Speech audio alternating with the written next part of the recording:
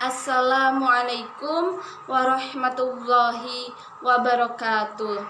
Sebelumnya, perkenalkan, nama saya Nur Novia Stiani, kelas B dari Program Studi Pendidikan Agama Islam Angkatan 2019 YIN Palangkaraya.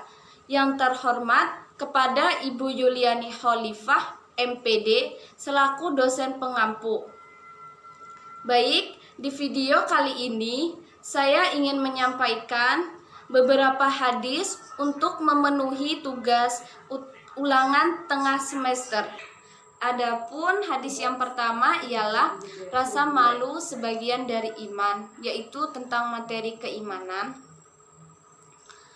Hadis Bani Umar anna Rasulullah sallallahu alaihi wasallam marra ala rajulin minal ansori wa huwa ya'idhu akhahu fil haya'i faqala Rasulullah sallallahu alaihi wasallam dahu fa innal haya'a minal imani, yang artinya hadis riwayat Ibnu Umar radhiyallahu an bahwa Rasulullah shallallahu alaihi wasallam berjalan melewati seorang sahabat Ansor yang saat itu sedang memberi pengarahan kepada saudaranya tentang malu. Maka Rasulullah shallallahu alaihi wasallam bersabda, "Biarkan ia begitu, karena sesungguhnya malu adalah sebagian dari iman." Hadis riwayat Bukhari, hadis nomor 23. Yang kedua ialah masih berkaitan tentang keimanan, yang mana tentang realisasi iman dalam kehidupan sosial, yaitu cinta sama muslim sebagian dari iman. An Anasin radhiyallahu anhu anin nabiyyi sallallahu alaihi wasallam qala la yu'minu ahadukum hatta yuhibbu li akhihi ma yuhibbu li nafsihi, yang artinya Anas radhiyallahu an berkata bahwa Nabi Muhammad sallallahu alaihi wasallam bersabda, "Tidaklah termasuk beriman seseorang di antara kamu sehingga mencintai saudaranya sebagaimana ia mencintai dirinya sendiri." Hadis riwayat Bukhari, Muslim, Ahmad, dan Nasai. Yang ketiga ialah tentang persaudaraan, yaitu hadis tentang memelihara silaturahmi, yang berbunyi hadis Anasin ibni Maliki radhiyallahu an qala sami'tu Rasulullah sallallahu alaihi wasallam yaqulu man sarrahu ayyabsutu lahu rizquhu aw yunsa'alahu fi asarihi falyashil rahimahu, yang artinya Anas bin Malik radhiyallahu an berkata, "Saya telah mendengar Rasulullah shallallahu alaihi wasallam bersabda, siapa yang ingin diluaskan rezekinya dan dilanjutkan umurnya, hendaklah menyambung hubungan keluarga kerabat," yaitu diriwayatkan oleh kitab Al-Bukhari tentang jual beli. Yang ketiga, yang keempat ialah ikhlas beramal,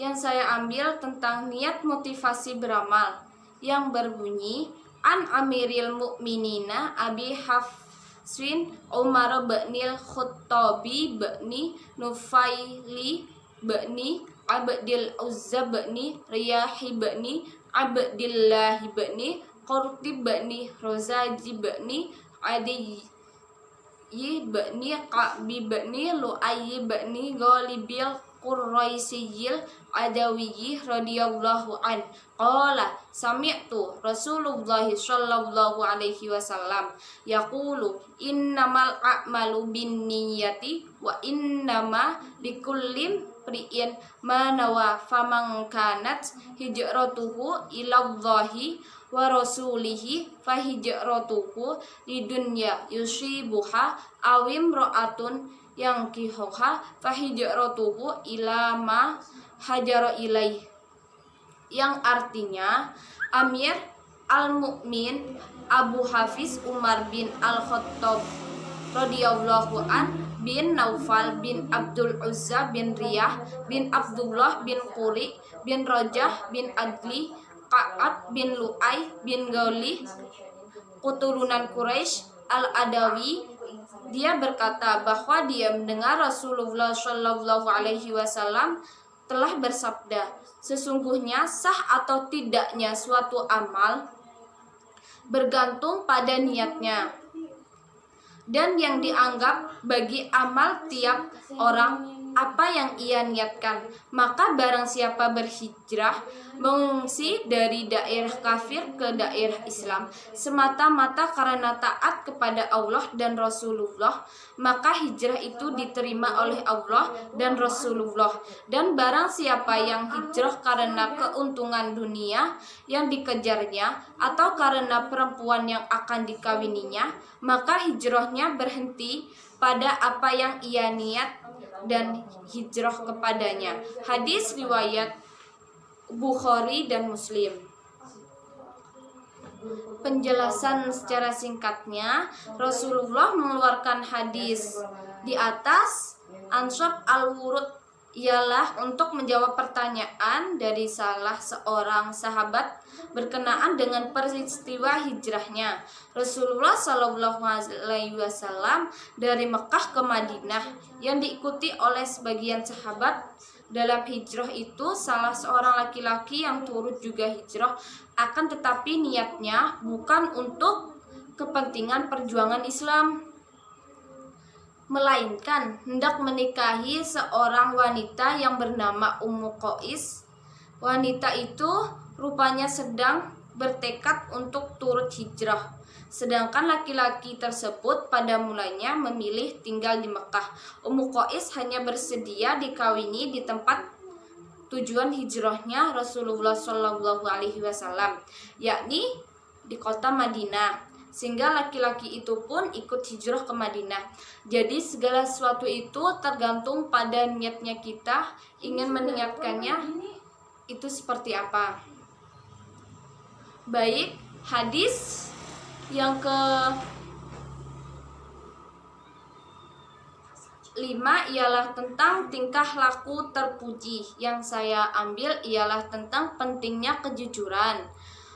Wa an Abi Amamatal Bahiliyyi radhiyallahu anhu qala Rasulullah sallallahu alaihi wasallam ana zaimun baitin fi jannati liman tarokil miro'ah wa ingkana muhiqqan wa baiti fi wasatol jannati liman tarokal kaziba wa ingkana mazihan wa baiti fi a'lal jannati liman hasana khalqahu, yang artinya Abu Ummamah Al-Bakhili radhiyallahu an berkata bahwa Rasulullah Shallallahu Alaihi Wasallam bersabda, saya dapat menjamin suatu rumah di kebun surga untuk orang yang meninggalkan perdebatan meskipun ia benar, dan menjamin suatu rumah di pertengahan surga bagi orang yang tidak berdusta meskipun bergurau, dan menjamin satu rumah di bagian tertinggi dari surga bagi orang yang baik budi pekertinya. Hadis riwayat Abu Daud dengan sanad yang sahih. Penjelasan hadis secara singkatnya. Baik, hadis ini menerangkan tentang 3 perilaku yang sudah disebutkan di atas, bahwasanya barang siapa yang melaksanakan maka akan mendapat jaminan surga dari Rasulullah bagi siapa yang memilikinya. Tentu saja perilaku ketiga ini harus diiringi dengan kewajiban yang lainnya yang telah ditentukan dalam Islam. Adapun hadis Yang keenam ialah tentang tingkah laku atau akhlak tercela. Tingkah laku tercela atau akhlak tercela, yaitu tentang berburuk sangka.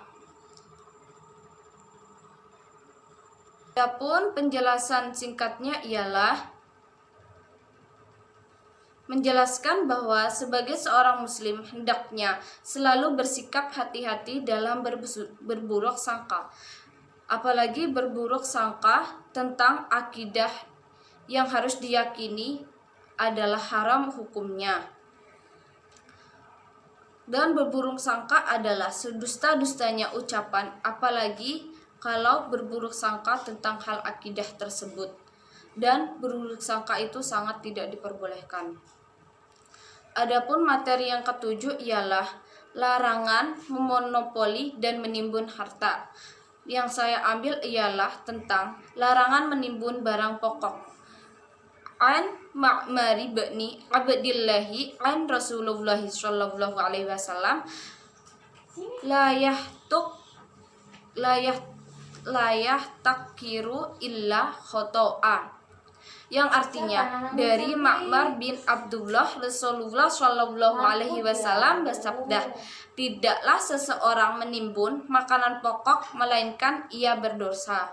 Penjelasan singkatnya ialah bahwasanya menimbun artinya memberi barang dalam jumlah yang sangat banyak kemudian disimpan lalu untuk dijual kembali dengan harga yang tinggi, itu sangatlah tidak diperbolehkan. Saya rasa cukup sekian video kali ini.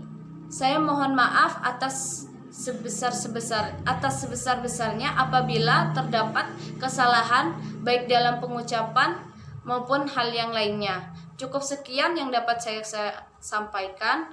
Wabillahi taufiq wa hidayah wa ridha wa inayah. Wassalamualaikum warahmatullahi wabarakatuh.